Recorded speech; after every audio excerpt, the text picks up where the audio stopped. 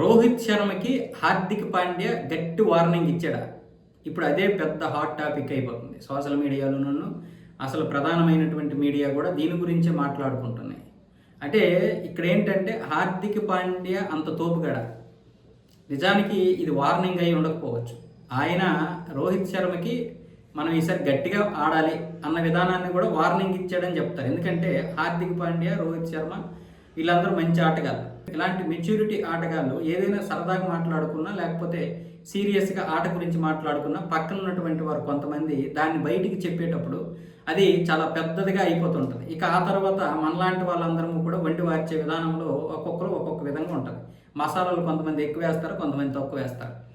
ఇక్కడ విషయం ఏంటంటే హార్దిక్ పాండ్యా ఏమొచ్చేసి ఈసారి మాత్రం నువ్వు బాగా ఆడకపోతే తీవ్రంగా పరిణామాలు ఉంటాయి అన్న విధంగా చెప్పాడంట. వాస్తవంగా ముంబై ఇండియన్స్ ఎవరు నడిపించారు? మొత్తం రోహిత్ శర్మనే నడిపించాడు. వాస్తవంగా చెప్పాలంటే 2013, 2015, 2017, 2019, 2020 5 సార్లు ట్రోఫీ వచ్చేలా చేసింది ఆయనే. ఆయన కెప్టెన్సీలోనే ముంబై ఇండియన్స్కి ఇంత పేరు వచ్చింది. సరే, ఆ తర్వాత జరిగినటువంటి పరిణామాల్లో పెద్దగా రాణించకపోవచ్చు, అంటే ట్రోఫీ రాలేదు. 2024లో గుజరాత్ టైటన్స్ నుంచి మనోడిని కొనుక్కోవడం జరిగింది ముంబై ఇండియన్స్. ఆ తర్వాత ట్రేడ్ చేశాక అదే సంవత్సరం హార్దిక్ పాండ్యా ఏం చేశాడు? 14 మ్యాచ్లకి కేవలం 4 మ్యాచ్లు మాత్రమే గెలిపించాడు. మరి అది పాయింట్ పట్టికలో ఎంత కిందకి వెళ్ళిపోయింది? దాంతో హార్దిక్ పాండ్యాని తిట్టనటువంటి వారు లేరు. అప్పటికే రోహిత్ శర్మని కెప్టెన్సీగా తీసి హార్దిక్ పాండ్యాని చేయడం వల్ల జనాలందరూ, ముఖ్యంగా ఈ ముంబై ఇండియన్స్ని అభిమానించే వాళ్ళందరూ కూడా తీవ్రంగా విమర్శలు చేసినా సరే పెద్దగా పట్టించుకోలేదు ముంబై ఇండియన్స్. ఆ సీజన్లో జరిగినటువంటి పరిణామాలతో ముంబై ఇండియన్స్ తలెత్తుకోలేదు. అయినా సరే అతన్ని కెప్టెన్సీగానే ఉంచింది.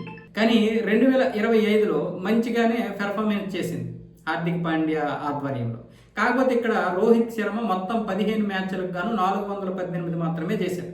దానివల్ల అంతకుముందు కూడా కొంచెం పెర్ఫార్మెన్స్ తగ్గింది, మొన్న కూడా తగ్గింది. ఈసారి మాత్రం అలా తగ్గితే మాత్రం కరెక్ట్ కాదన్న విధంగా మాట్లాడారు. ఇది దీని గురించి ఇప్పుడు ముంబై ఇండియన్స్ని అడిగితే వాళ్ళు ఏం చెప్తున్నారంటే బహుశా ఏదైనా జరగవచ్చు, మీరు ఏదైనా రాసుకోండి అన్న విధంగా చెప్పారు. కానీ వాస్తవం ఏంటంటే లోపల ఒక పెద్ద వాదం. కాకపోతే వాస్తవం ఏంటంటే లోపల జరిగినటువంటి విషయాలు కరెక్టే. కానీ ఇప్పుడు మనం చెప్పుకున్న విధంగా కాకపోయినా, ఎందుకంటే ముంబై ఇండియన్స్ చాలా ఎక్కువ మొత్తంలో పెట్టినప్పుడు కొట్టాలి కదా ఎవరైనా సరే. అలాంటి పెర్ఫార్మెన్స్ ఇస్తారని ఎవరు మాత్రం ఊహిస్తారు?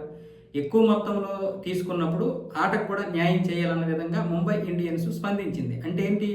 లోపల ఏదో జరిగింది. ఆ జరిగిన మాట వాస్తవమే, కానీ ఏం జరిగింది అన్న విషయం తెలియదు. మనం దీనికి మాత్రం వార్నింగ్ ఇచ్చాడు హార్దిక్ పాండ్యా అని రాస్తున్నాం. చాలామంది అంటున్నారు వార్నింగ్ ఇచ్చాడు. వార్నింగ్ ఎందుకు ఇస్తాడు చెప్పండి? ఇప్పుడు రోహిత్ శర్మ ఏం తక్కువడేం కాదు. రోహిత్ శర్మ ఎలాంటి వ్యక్తో తెలుసు. పైగా ముంబై ఇండియన్స్ ఇప్పటికీ కూడా అంత పెర్ఫార్మెన్స్ చేస్తుందంటే, ఈరోజు ముంబై ఇండియన్స్ ఆ స్థాయిలో ఉందంటే రోహిత్ శర్మ 50% కారణం. అందులో ఎటువంటి సందేహం లేదు. ఈరోజు రోహిత్ శర్మని అందరూ తీసి పడేయకండి. ఆయన ఏం సామాన్యమైనటువంటి క్రికెటర్ ఏం కాదు. పైగా మన తెలుగువారే ఆయన కూడా. వాళ్ళ అమ్మమ్మ గారు ఇక్కడే విశాఖపట్నం. అంటే నేను భాషాభిమానంతో ప్రాంతాభిమానంతో చెప్పడం లేదు, ఆయన టాలెంట్ గురించి నేను మాట్లాడుతాను. ఒక్కొక్కసారి ఒక్కొక్క వ్యక్తి కిందకు మీదకు పడుతుంటాడు. మొన్న అభిషేక్ శర్మ ఏమైంది?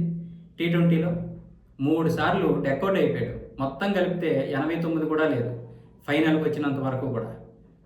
కానీ ఫైనల్లో బాధేశాడు 52. ఒక్కొక్కసారి ఒక్కొక్క విధానంలో ఒక్కొక్క తప్పులు జరుగుతూ ఉంటాయి, లేదా పొరపాట్లు జరుగుతూ ఉంటాయి, లేదా లోపాలు జరుగుతూ ఉంటాయి. ప్రతిసారి మనం తీసేస్తామా? అంత సీన్ మనకి లేదు, అక్కడ హార్దిక్ పాండ్యాకి లేదు.